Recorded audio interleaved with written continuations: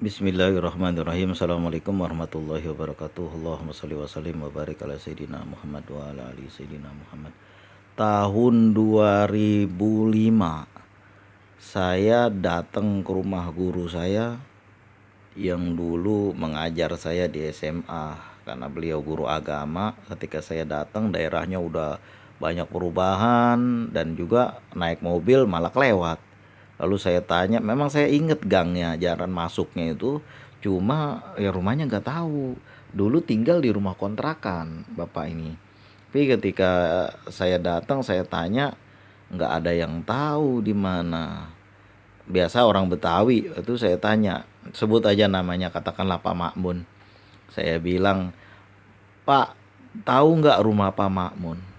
Makmun mana ya? Makmun tukang ayam, dia bilang. Enggak, beliau guru saya. Kalau Ustadz ya, dia bilang. Iya, kalau Makmun Ustadz nggak ada, yang ada Haji Makmun, dia bilang. Nah itulah orang Betawi itu. Saya datang ke rumah kawan, saya tanya, Bang, tahu rumah Ridwan nggak? Dulu perasaan saya tikungannya di sini. Ridwan nggak ada, yang ada Haji Ridwan, dia bilang. Allahu Akbar. Ya sama aja, itulah ya, dia juga orang. Ya udah, Haji Ridwan mana rumahnya, kata saya. Pas saya ketemu lah, itu kawan saya namanya si Ridwan. Berhubung udah pergi aja, dipanggil lah Haji Ridwan, nama Ridwan kagak ada. Ya terserah orang dah, budaya mungkin, karena saya walaupun seorang Betawi asli udah lama kagak ada di Jakarta. Jadi udah lupa dah tuh, gitu udah 30 tahun lebih meninggalkan daerah kita sendiri. Budaya-budayanya itu udah ketahapus sama budaya lain. Allahumma sholli wa sallim wa barik ala sayyidina Muhammad wa ala ali sayyidina Muhammad. Cerita Pak Haji Makmun atau Pak Makmun, beliau ini waktu ngajar saya itu ngajar agama. Tapi kalau beliau cerita, kayak karena waktu itu saya pedagang, beliau juga dagang. Itu kata kawan-kawan saya, itu Pak Makmun itu usahanya banyak, itu apa aja dijualin. Ada apa namanya, barang rongsok dikumpulin sama orang lalu dijual, lalu usahanya bawang, usahanya macam-macam itulah, segala macam bisnis ada. Tapi beliau ngajar-ngajar juga. Waktu saya datang, alhamdulillah udah pergi haji. Dan ketika saya datang, itu rumahnya. Coba itu rumah itu tanya. Waktu saya datang, iya betul kurangnya. Assalamualaikum. Ih, masuk masuk masuk. Dia peluk saya, dia pegang tangan saya. Apa ceritanya? Katanya bagaimana? Waktu itu ngobrol panjang kali lebar kali tinggi, karena udah lama nggak ketemu, sampai waktu asar. Ayo kita sholat asar dulu. Sholat asar di masjid. Saya bilang, Pak, saya nggak bisa lama dah, karena saya mau buru-buru juga. Itu tangan saya digenggemin, dititip buat anak. Ini untuk anak, waktu itu anak masih satu. Ini untuk anak, katanya kan. Pegang aja, dia bilang. Waktu sebelumnya itu saya diajak keliling-keliling, ini madrasah sedang saya bangun, dia bilang ya kan. Itu rezeki ngejar-ngejar beliau. Waktu dulunya tinggalnya di rumah kontrakan, waktu saya datang tuh rumahnya udah luar biasa bagusnya. Lebar juga rumahnya, luas, dan anak-anak ya pada di pesantren.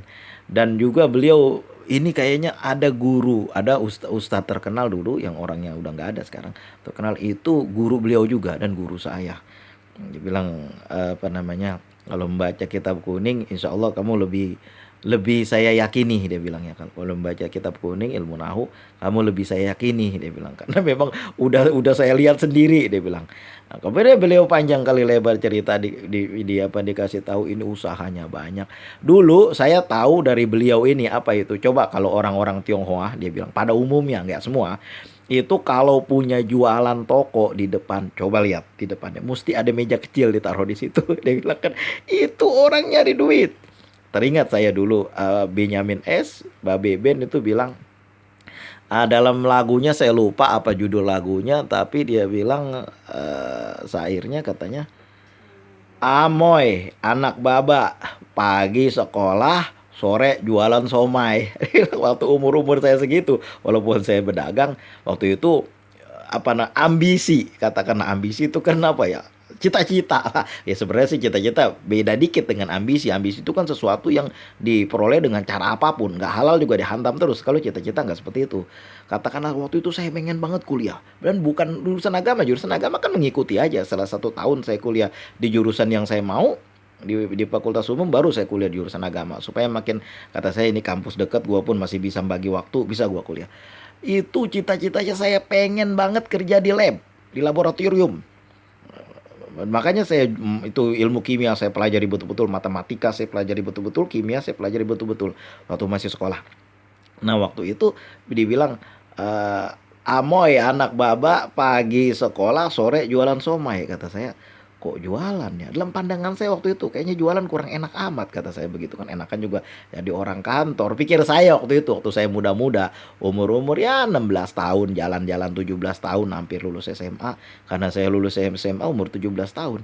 Jadi waktu itu betul-betul cita-cita, ambisi itu pengen banget begitu kan. Tapi waktu itu saya jualan, masih jualan juga, dan kehidupan saya waktu itu, waktu masuk sekolah SMA jauh lebih bagus. Karena apa? Waktu itu saya dagang, duit megang sendiri. Waktu itu kan waktu tahun-tahun 93, 94, 95, 96 itu belum ada HP, bukan ada sama kita.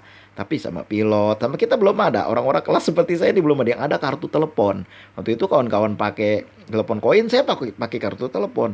Dan kemana-mana itu duit selalu terjamin karena saya jualan. Nah, waktu itu kan beliau mengajarkan seperti itu, guru saya Pak Makmun itu. Dan beliau juga mengajarkan untuk selalu melaksanakan apa? Sholat sunnah. Nah, jadi sholat sunnah duha. Pernah saya itu, sini dulu ya Pak. Coba baca doa sholat duha. Ya karena saya di pesantren tiap hari sering ngerjain tuh, saya baca doa sholat duha. Beliau di depan beliau, dan beliau percaya ini yang namanya sholat duha mendatangkan rezeki. Rezeki memang mengejar kita, sehingga beliau waktu itu rumahnya tadinya kontrakan udah pindah menjadi rumah milik pribadi, usahanya banyak, dan juga udah pulang haji saya lihat, dan tetap masih mengajar juga. Dan beliau cerita ini guru-guru kita ini yang lain, bapak kepala sekolah kita semuanya udah pergi haji, tapi saya lihat kehidupan beliau lah yang paling makmur. Itulah dari usaha orang dagang jualan. Yang penting apa pesan beliau? Satu, jualan itu kudu jujur, jangan pakai riba. Karena saya sering banget ngelihat itu. Dulu ada yang saya kenal di sini ya, kira-kira sekitar 5 tahun 6 tahun lalu lah, itu ada orang jualan tapi ya duit modalnya itu diambil dari katakanlah dari riba, dan alhamdulillah tuh kagak bertahan lama. Memang tahun pertama itu bulan-bulan pertama rame, tapi ada aja yang bikin sekarang udah bangkrut, udah nggak jualan lagi. Udah lama nggak jualannya. Itu ada yang ngambil 100 juta lalu bangga jualan itu dengan itu. Pokoknya nih kan kita nih kalau sekarang nih satu hari katakanlah dapat itu 5 juta, 10 juta itu kecil aja dia bilang kan. Lama kelamaan kagak lebih dari 3 tahun bangkrut usahanya. Coba ingin. Makanya Allah menyuburkan sedekah dan Allah memusnahkan riba. Memang seperti itu. Karena saya juga pengalaman dulu ketika jualan sama orang tua itu cepet pun kagak ada duit boleh ngambil riba. Gak ada, semua apa yang ada dimaksimalin sama orang tua. Motor-motor dijual buat modal jualan. Alhamdulillah waktu itu karena memang tokonya milik sendiri, bisa berkah, bisa kebikin rumah, bisa penuh dagangan, dan ada total duit yang masih belum terpakai. Waktu itu, waktu saya masih SMA. Bayangkan begitu berkahnya orang jualan yang tidak menggunakan riba dan selalu melaksanakan sholat duha. Waktu itu saya masih baca sholawatnya, masih sholawat naria, dan juga bacanya nggak banyak. Bayangin kalau sekarang. Bahkan ada orang-orang yang dengan melajimkan sholat duha, lalu dia membaca sholat itu, jangankan dia yang jualan, dia datang aja ke tempat orang jualan, itu yang beli rame sampai sore di warung orang yang dikunjungi. Allahumma sholli wa sallim wa barik ala sayyidina Muhammad wa ala ali sayyidina Muhammad. Inilah berkah dari orang-orang yang berjualan. Saya lihat kan orang-orang yang berjualan, orang-orang yang berdagang, yang nggak pakai riba, itu makmur jualannya. Kan udah saya cerita di itu ada kawan saya itu seorang anak pesantren yang tadinya jualan, saya datang ke tempat beliau tuh jualan, saya ketawa. "Tengku," kata saya, "ini jualan seperti ini." Tapi karena beliau nggak pakai riba dan juga apa adanya, alhamdulillah tahun demi tahun sekarang pokoknya warung yang tadinya kayu jadi ruko, dan saya lewat di situ barangnya udah penuh, udah banyak barang dan udah pakai karyawan. Bayangin berkahnya orang jualan. Allahumma sholli wa sallim wa barik ala sayyidina Muhammad wa ala ali sayyidina Muhammad. Rasulullah berjualan, Utsman bin Affan berjualan, Abdurrahman bin Auf berjualan. Makanya Abdurrahman bin Auf itu waktu itu kan pergi ke Madinah nggak bawa apa-apa, lalu beliau cuma minta apa? "Tolong tunjukkan jalan saya mana ke pasar.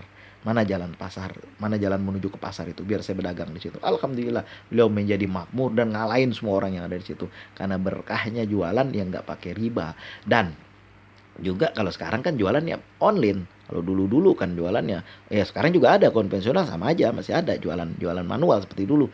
Sekarang kan jangkauannya lebih luas lagi itu. Banyak tuh marketplace itu yang bisa kita berjualan di situ. Allahumma shalli wa sallim wa barik ala sayyidina Muhammad wa ala ali sayyidina Muhammad. Dengan membaca sholawat, dengan mengamalkan sholat duha, dengan mendekatkan diri kepada Allah, mudah-mudahan rezeki kita Allah datengin yang halal. Allahumma ya goni ya hamid, ya mubdi ya mu'id, ya rahim ya wadud, aganina bihalalika an haramika wa bifadlika aman siwa. Usikum wa nafsi bitaqwallah. Dengan berkah membaca sholawat, rezeki datang dari segala penjuru. Bukan satu orang, bukan dua orang. Saya udah ngeliat banyak orang-orang yang dekat dengan saya sendiri, orang-orang yang tidak dekat dengan saya, bahkan diri saya sendiri pernah ngalamin. Jualan itu, apabila jualan itu nggak pakai riba, insya Allah tahun demi tahun semakin makmur. Apalagi diikuti dengan bersedekah, berselawat, insya Allah. Kita lanjutkan membaca sholawat, terutama ini kita amalin sholawat munjiat. Sholawat munjiat itu sambil kita ngapain aja lah, asal jangan di tempat-tempat yang najis, di WC, di kamar mandi, jangan di situ. Kita amalin sambil jualan, sambil dagang, sambil dapat. Kalau bisa satu hari dapat, kalau bisa satu hari dapat, usahakan untuk dapat 1.000 satu hari. Allahumma sholli wa sallim ala sayyidina Muhammadin sholatan tunjina biha min jamil ahwali wal afat wa taqdilana biha jamil hajat. Nah itu kita baca sampai akhir. Kita usahakan untuk dapat 1.000. Ya memang lama. Nanti kalau ada hajat-hajat, ada keperluan-keperluan, kita amalkan tengah malam. Kalau tidak ada keperluan, kita amalkan sehari-hari. Usahakan bisa dapat 1.000. Usikum wa nafsi bitaqwallah. Terima kasih atas segala perhatian. Mudah-mudahan rezeki mengejar kita semua dengan berkah dan karamah membaca salawat. Allahumma shalli wa sallim wa barik ala sayyidina Muhammad wa ala ali sayyidina Muhammad. Assalamualaikum warahmatullahi wabarakatuh.